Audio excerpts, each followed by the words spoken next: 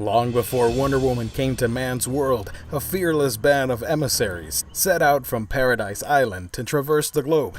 Everywhere they traveled, they brought a message of peace, a noble goal for which they were prepared to fight fiercely. Led by the intrepid Hessia, the Amazons' mission is to find immortal warrior women like themselves from around the world and bring them back to Themyscira to join their sisters in arms.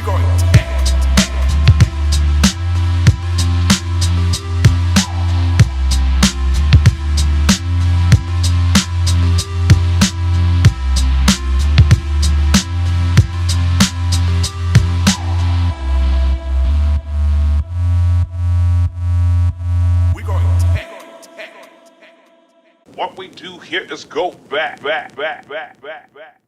Hey everybody, welcome to another exciting episode, another edition of A Week in Geekdom here on YouTube, and I'm keeping the DC theme going with another book review. This time I am talking about one of the most underrated books of 2017. Folks, I am referring to Odyssey of the Amazons. A fun, really cool title, an original title in my honest opinion, something that I was not expecting to like or to even get. When you have so many titles and superheroes and characters that you want to publish, just to get a book based on Amazonian culture without featuring any DC hero or even Wonder Woman herself, this is a really cool accomplishment in my honest opinion. It's only 6 issues, it's not too long, it's just right. The book basically stars Hessia, as I said. She's the general of this endeavor, that she sailed from Themyscira with a bunch of Amazons and is looking worldwide at fierce women that might have ties to, or have Amazonian blood, I should say, and recruit them into the sisterhood, if you will, back to Paradise Island. Now, things don't go according to plan, and in fact, some of the new recruits and some of the young Amazonians get captured by a mysterious force. I don't want to spoil it, but I will say, and if you've seen the cover, then you know that is Nordic in nature, and the Amazons have to take this really cool trip up north, and it's this basic culture mythological clash between Norse mythology and Greco-Roman themes. If you like history, if you enjoy historical subjects, if you like studying about myths and legends and all that stuff, you are going to have a blast, because you get to see it's sort of the fan fiction, if you will, for historians. You get to see Amazons clash with stuff like trolls, Valkyries, and you even get the Norse gods and all that stuff. So the idea that you can have an Amazonian fighting off against a Valkyrie is pretty damn cool in my opinion. One of the interesting dynamics of Odyssey of the Amazons, of course, is the relationship between a Viking and an Amazonian, and how those two cultures clash in a very interesting and kind of similar way. Now, as for problems with the book, the main issue I have, and it's the only one I'm going to critique this book on, is the fact that this relies heavily on over-exposition and narration. Like a crap ton of narration. That you might have characters that are just on a beach practicing, like doing drills, combat exercises and all that stuff, and you still get narration for what they're doing. Sometimes you don't really need it. Like, I get it. You're constructing this epic, like you're telling it as if you were reading a myth or an old book where everything is being described to you, but it's a visual medium. You're seeing what is happening. Like I mentioned with the beach stuff, you would get other scenes where the characters are talking, and then narration would be describing other things within the chat. It gets bothersome and distracting. Not everything needs narration, not everything needs to be explained. You can do the visual storytelling, and you can let the drawing tell you what's happening, because people will get it. You don't need to hammer in the fact that, yes, this character is doing this, and you're showing what she's doing.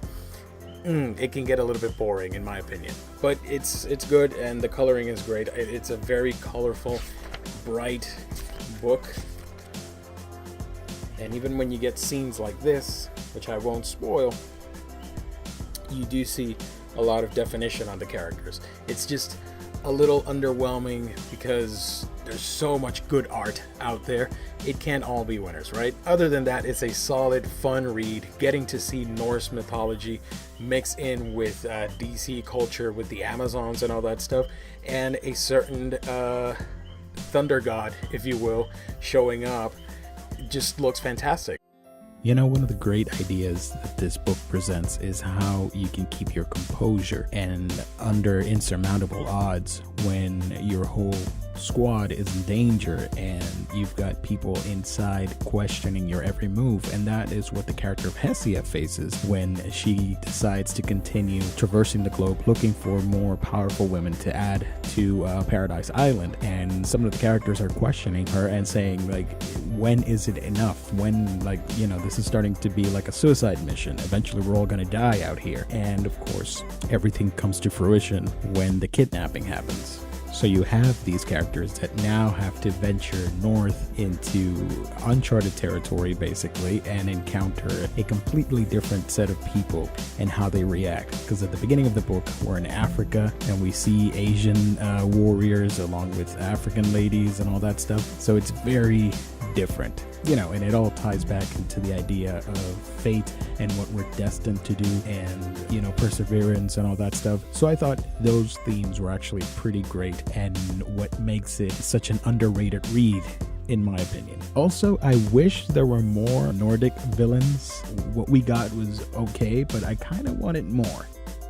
As for the art, well, Brian Benjamin's art is fantastic. It's beautifully detailed. The drawings especially pop off every page during hectic battle sequences where the art flows more naturally. However, when it's static, it can look a little bit dated, sort of early 2000-ish art, and I am not a particular fan of it, but it's still great art nonetheless. It's a real treat for DC fans, for history buffs, and just an action-packed story that happened in the early days of the DC lore, before Wonder Woman, before all this crazy stuff that we know and love from pre-crisis, post-crisis, all that stuff. So I don't know, I think everybody should give it a shot. If you enjoy Wonder Woman stories, if you enjoy history and mythologies and all that stuff, then I would suggest picking up Odyssey of the Amazons. You do get a really cool protagonist in Hessia. I really enjoyed her character.